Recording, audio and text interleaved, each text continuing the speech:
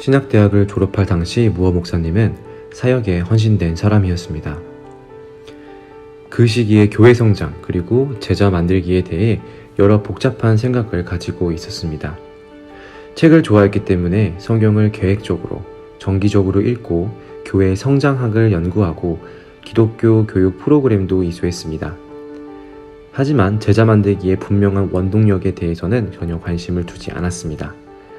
제자 만들기가 해야 될 일인지를 알았지만 그렇게 중요하게 여기지 않았었습니다. 단순한 제자 만들기 안에 있는 힘을 실질적으로 이해하지 못했던 것입니다. 하지만 제자 만들기의 중요성을 이해하기 시작했을 때 이미 제자 만들기를 하고 있었다는 사실을 깨달았습니다. 특별한 일이 나타나지 않았기에 그저 아이들과 시간을 보냈던 것이었습니다. 무어 목사님은 이렇게 말합니다. 나는 고군분투하던 부적응자였습니다. 세상을 변화시키기를 몹시 원했지만 내 사고의 틀 속에 있던 모든 것은 뒤죽박죽이었습니다. 오직 프로그램들에 대해서 집중적으로 기도했습니다.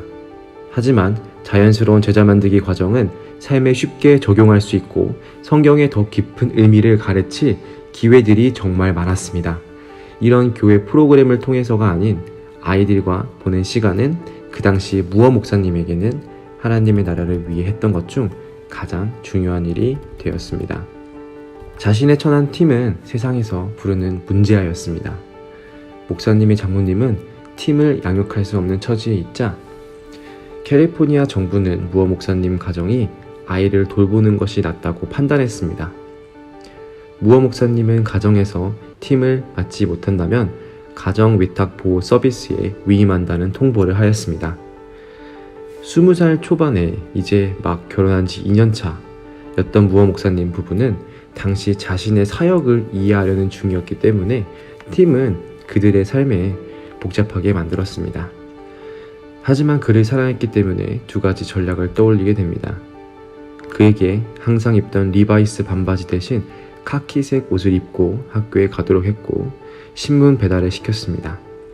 그러면 이전에 어울렸던 폭주족들과 더 이상 어울리지 못할 것이고 돈을 벌면 돈이 얼마나 소중한지 알게 될 거라 생각했기 때문입니다.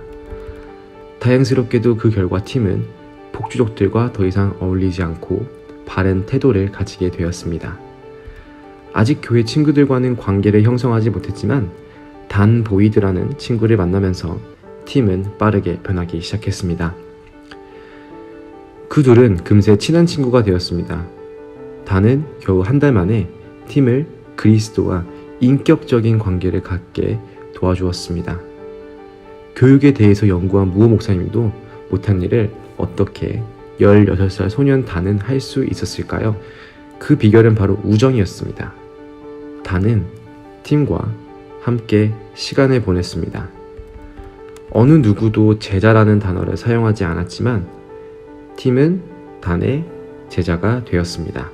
즉 교육 프로그램을 통해서 얻은 결과보다는 사실 아이들과 함께 어울려 시간을 보내는 것이 더 성공적인 결과를 낳았다는 것입니다.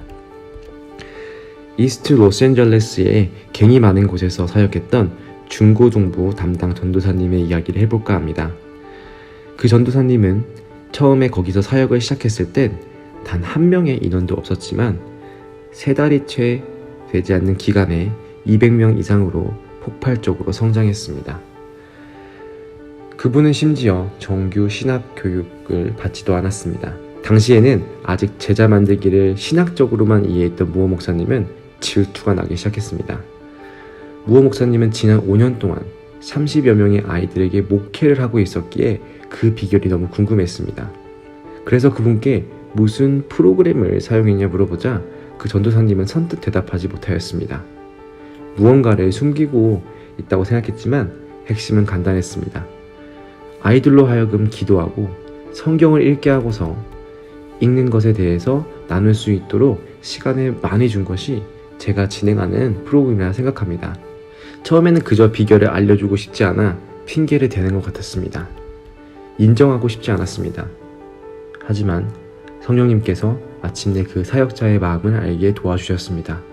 바로 기도와 성경 읽기, 그리고 읽은 것을 나누는 것이 열쇠라는 것을 말입니다. 무어 목사님께서는 바로 모든 활동에 성경 읽기와 기도를 더했습니다. 그러자 아이들의 삶은 생동감이 넘치고 기도와 나눔 시간, 우정 쌓는 시간 등은 중고등학교를 복음화하게 한 출발점이 되었습니다. 가시적 성장에 더해서 아이들은 자연스럽게 자신의 제자들을 만들게 되었습니다. 단은 제자를 만들면서도 잘 이해하지 못했던 개념이었지만 단은 팀을 자연스럽게 자신의 제자로 이끌었습니다. 몇 년 후 교인이 성인 12명 뿐인 교회의 담임 목사가 되었습니다. 무엇을 어떻게 해야 될지 몰랐으나 중고등부 아이들과 했던 방식을 그대로 진행했습니다. 그들을 리더로 만들기 시작한 것입니다. 리더란 교육을 받고 안 받고의 문제가 아니고 따르는 사람이 있는지 없는지의 문제입니다. 단순하지만 효과적인 이 접근법은 결국 전 세계에 700개가 넘는 교회 네트워크로 발전시켰습니다. 성도가 100명이 되지 않았을 때 8개의 유기적 성경 공부반이 진행되고 있었습니다. 무어 목사님은 그중 3개를 맡고 있었습니다. 그 말은 그를 대신한 리더를 만드는 데는 속도가 그렇게 빠르지 않았다는 것을 말해주는 바였습니다.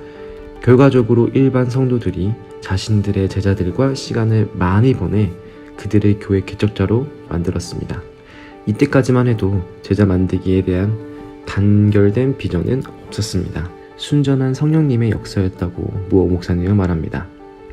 잠언 27장 23절 24절을 종합적인 전략적 비전을 암시하고 있습니다. 내 양떼의 형편을 부지런히 살피며 내 소떼에게 마음을 두라. 대저 재물은 영원히 있지 못하나 면류관이 어찌 대대에 있으랴. 자신의 양들의 상태를 알고 주의를 기울인다는 뜻은 그들이 매우 중요한 의미란 뜻입니다. 예수님을 따르는 사람들은 재생산이 가능한 리더들이 되게 하는 전략이 없이는 다음 세대를 마주할 수 없다는 의미입니다. 1장을 정리하면 16세 소년이 무어 목사님께 제자 만들기가 무엇인지 실질적으로 보여주게 된 계기가 되었습니다. 주님께서 우리를 부르셨을 때 가지셨던 이해하기 쉽고 효과적인 계획 그리고 마음입니다. 실제로 열매를 맺는 방법입니다. 누구든지 이 원리를 중심으로 제자를 만들 수 있습니다. 네, 여기서 1장 마무리하겠습니다. 영상을 끝까지 시청해주셔서 감사합니다.